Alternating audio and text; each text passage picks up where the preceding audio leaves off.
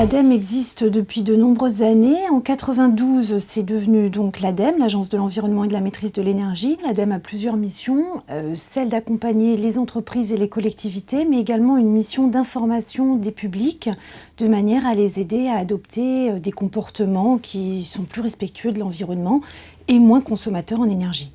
On propose aux particuliers beaucoup de documents qui leur permettent de mieux s'informer et puis nous soutenons également un réseau d'espaces info-énergie qui sont là pour conseiller les particuliers de manière gratuite. Ces espaces info-énergie reçoivent les particuliers soit directement dans leur bureau, soit au téléphone. On conseille, on oriente les particuliers en tout ce qui concerne les économies d'énergie et des énergies renouvelables dans l'habitat individuel ou collectif. C'est sensibiliser et aller sur une meilleure maîtrise de leur consommation énergétique dans leur logement.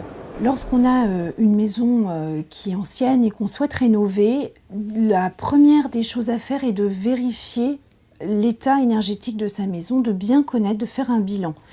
Il y a une première possibilité qui est d'effectuer un diagnostic de performance énergétique. Ce diagnostic de performance énergétique il est obligatoire lorsqu'on met en vente ou en location un bien pour permettre à l'acquéreur ou à la personne qui va l'habiter de connaître la situation énergétique du logement, est-ce qu'il consomme beaucoup d'énergie, est-ce qu'il émet beaucoup de gaz à effet de serre.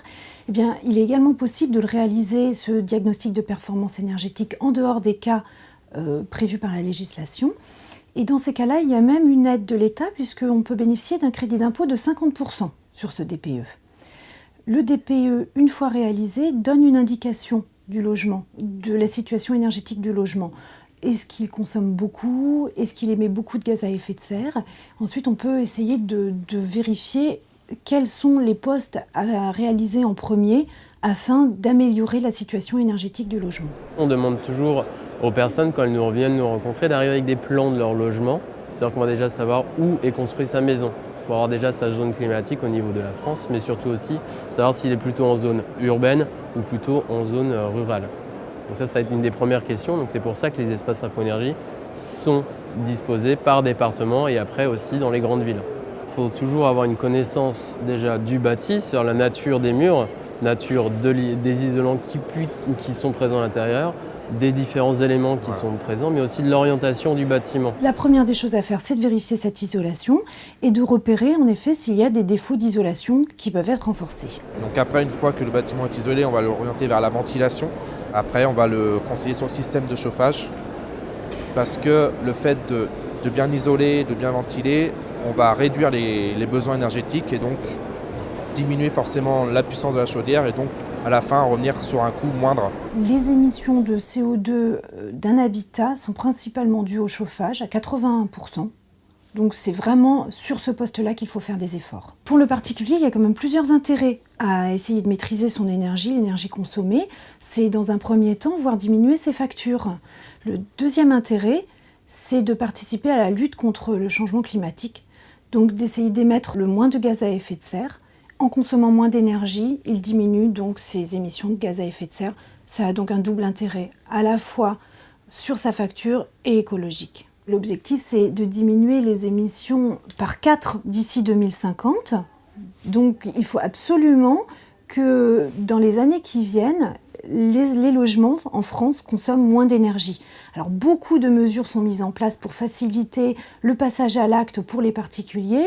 Des incitations financières existent. On a des formations par différents organismes, notamment par l'ADEME, qui nous forment sur aujourd'hui ce qui se fait en termes d'innovation technologique, comme par exemple les pompes à chaleur ou les chaudières performantes ou la performance énergétique dans sa globalité. Et après, ça fait partie aussi de notre travail d'aller à la recherche de l'information, aller rechercher justement ces innovations pour être toujours au goût du jour, toujours aller en amont des futures questions des particuliers qui viendront nous demander. Aujourd'hui, en France, les professionnels du bâtiment sont dans une démarche de modernisation. Ils essayent de progresser pour de plus en plus intégrer des savoir-faire qui permettent d'aller vers des bâtiments qui sont efficaces en énergie.